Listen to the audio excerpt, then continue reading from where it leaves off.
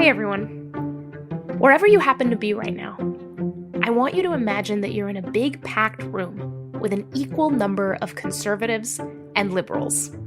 And by packed, I mean you look around and there's 500 of you from all over the country. Republicans, Democrats, and also a lot of independents. You're sitting side by side, together, in the dark. And when it's time to do what you came here to do, your eyes turn to a giant screen in front of you that in moments will show one of the most politically polarizing things you can imagine. Are you ready? For this week's Beat episode, I'm going to take you back to the A.F. Seibert Chapel at Carthage College in Kenosha, Wisconsin, on the night of the first televised debate of the 2024 presidential campaign between Joe Biden and Donald Trump. Are you good? Yeah, let me just stay on this side so I'm pointing the mic this way. Okay, so this is for an episode of the podcast. We're curious more about the experience of being here in the room with everybody than kind of the finer points of... I was there talking to people, getting a pulse on the mood in the room for an extraordinary event that frankly I still can't believe actually happened. Relax. Yeah, this is such an intense experience. Interesting. Isn't it? Okay. It is so We should interesting. totally talk about that too. Before it started, Let me know when. Okay. I talked to my colleague Jessie Manistow. She's the director of Braver Angels debates, and she led the team that made this all possible.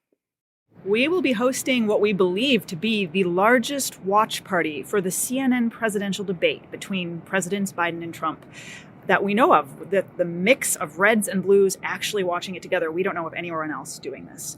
And that's making a lot of people uncomfortable. Why is this making people uncomfortable? Other than, the strong possibility that people might yell and scream at each other in here, in this room, like they seem to do out there every day. The first thing you need to know is that the convention where this watch party is happening, the Braver Angels National Convention, is, like this podcast, all about helping people bridge the political divide. And the televised presidential debate format lately, that feels more like an opportunity to push people apart. Here's Beth Bauer, an independent from Wisconsin. Truthfully, I almost didn't come. I almost don't like watching something that I know is going to tear me apart inside. As an American, I was just at a funeral with one of my dearest friend's mothers passed away, and her father was in the military. They had the coffin going down the aisle with an American flag on top. And I said, you know what? That's what I want for me. I've never been in the military, but I'm an American. And I just want to feel proud.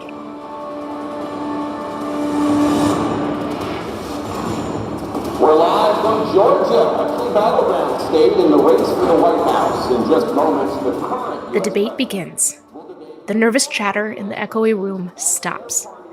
From their pews beneath brightly stained glass, people glare at the two giants on the screen. We have never done so well. Everybody was amazed by it. 15,000 new jobs. As things get going, the atmosphere in the room is quiet and really tense. Corey Zeck, a liberal from Ohio. So you're saying the energy in there was interesting. What did you mean? It's exhausting and it's intense. There's a lot of people, I think, wanting to react, but they know they can't. You know what I mean? There's a lot of people having to hold their anger, frustration, joy even back. I can feel all of that. Thank you, President Biden. We're going to be right back with more from the CNN presidential debate. What makes this watch party pretty dang unique is that during the commercial breaks, the organizers invite participants to stand up and speak, sharing whatever's on their minds and hearts as they watch this debate. Here's Jessie Manistow again. It is okay if you're angry. It is okay if you're fearful. We actually want to welcome that in. The opportunity in this event is not to learn about President Trump or President Biden. The opportunity here is to learn what everyone else in the room, strangers, what do they think and what did they feel? Let's go to Beth has a point. During the very first commercial break, Beth, who we met earlier, got up to speak. I really hesitate doing this. I'm very purple. I am definitely a Biden supporter in this case, but I am disgusted by both. I am sitting here cringing, absolutely cringing. I heard these kinds of frustrations from a lot of people here. Shiluyang Peng, a conservative from New York. They're like infants bickering at each other. Oh, I'm better. Oh, I'm better. And it's like, we have real policy issues here, you know? The future leader of the free world is supposed to represent us. It just doesn't look good for democracy. It doesn't look good for the future of this country. Let's go over to Rich. Rich, are you here? As people vented their frustrations to the room, one after the other, something weird started to happen. The tension that was so there early on, so thick, eased up. Vice President, down to a 6. We heard laughter bubble up more and more. But it wasn't cruel laughter, just mocking one side or the other, one candidate or the other. It was broad, and it was shared. Well, I took 2 tests, got a bit of test IAs, both of them, as you know. Carson Brunn, a self-identified centrist from Pennsylvania. I'm shocked that, nobody seems to be getting mad in there. It seems like everybody's more inclined to laugh than they are to get angry. I hate saying that because there's real policy on the line. That's I've been thinking about that. I don't want to laugh. Everyone, though, is laughing. I think because we all kind of know that we're looking at something really absurd. So I think it's easier to laugh at that. As the night wore on, this shared sense that we were watching something absurd grew and grew. And I saw conservatives and liberals roll their eyes and smile at each other, but with warmth, like an inside joke. Even with the laughter, though, beneath it, maybe, there was this palpable, almost outrageous disappointment. Michelle Polino, a conservative from California. You're the worst president. No, you're the worst president. No, you're the worst president. Where are we? Where are we in this conversation? And here's Claudia Loaiza, an independent from Utah. I think I was just watching what I hoped and I was wishing for democracy to be in the moment, but just unraveling before my eyes. Hearing the word failing or just so much language that was rooted in deficit. We're a failing nation right now. We're a seriously failing nation. The economy collapsed. There are no jobs. Unemployment rate. I've never talked about my home country in that light. It's always been America, the land of opportunity, America, the land of dreams, the American dream, right? And I think panic is a natural feeling that comes because we can't make sense of things and we can't control, right? So that lack of control, the lack of understanding that is coming because of, the highest office of our nation being debated upon with really no common ground, really no sense of direction or future. So that's why I'm feeling the way I'm feeling. Sadness, panic, fear. The next piece of what people felt happening in this room is where things get so mysterious that it's hard for me to articulate to you here. Outside the building that night, the chapel, I met someone who started to explain it. Here's Daphne Burt, a liberal from Massachusetts. I'm a preacher, and so I have had all kinds of experiences with groups of people responding to the spoken word. And some of the most powerful moments for everybody is when people start hearing different things in the same way, or the same thing in a different way, but they're all together. And one of the places that this happens the most is funerals. And that's what that's what it felt like. A funeral for what? A funeral for, someone just said democracy.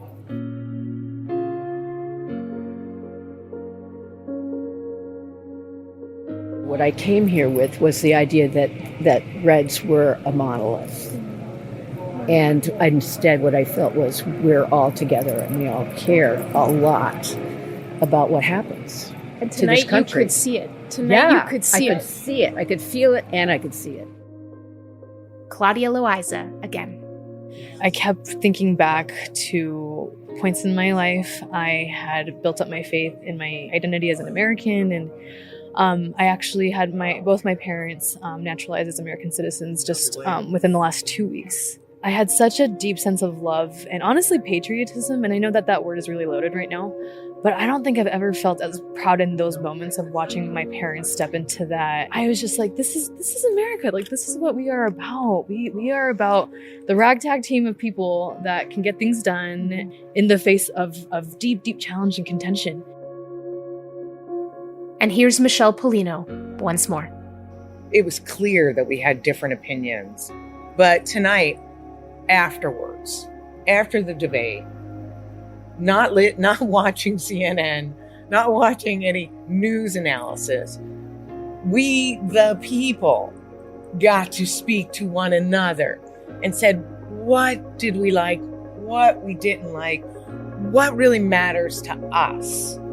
That's what we need more of. After the debate watch party ended and most of the hundreds of participants had filtered out into the night, I checked in one more time with Jesse Manisto. We set the stage for something that was going to be good and optimistic. And then the debate started, and the feelings in the room, because no one was happy. This is not surprising to anyone, right? The feeling it went down. And so the hardest part was waiting for the first commercial break when we took the first comments. Why was that the hardest part? What do you mean? Because that was when the feelings were most heavy in the room, and we were sitting with discomfort. We were talking to a lot of people, and it seemed like people felt disappointment, but because it was shared, that made it somehow promising.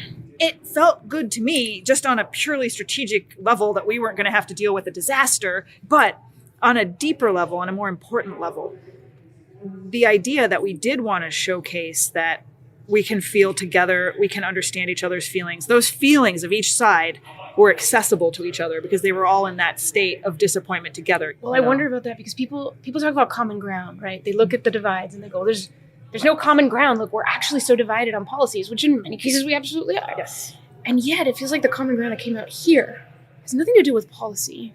The common ground that was important here had nothing to do with that. Yes. What people were looking for here was just wanting the system that we all believe in, that is the pride of our country as the world's oldest democracy. We want that to work, and we are not being given what we need to feel like it's working.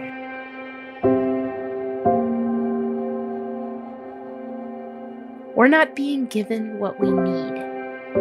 That thought lingered with me. So where will we get it? Whatever it is that's going to make us feel like this democratic republic is really working for us. How will we find out what it even is? I don't know. I don't know how any one person could know. But my money's on this. Whatever's going to get us out of the sludge we're in, it's going to come out of rooms like this one, in Kenosha, Wisconsin, the night of the presidential debate. Rooms where hundreds, or even just a handful of people, gather who think very differently, but ultimately want the same.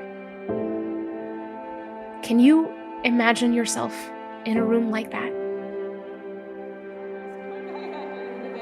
But the relief for me was in appreciating, that is not our salvation. Those two men are not saving our country. And it's just a reminder that we are the people that we've been waiting for. So that was actually my own personal. A huge thank you to everyone, left, right, and independent, who was bold enough to show up in Kenosha that night and experience something totally unique.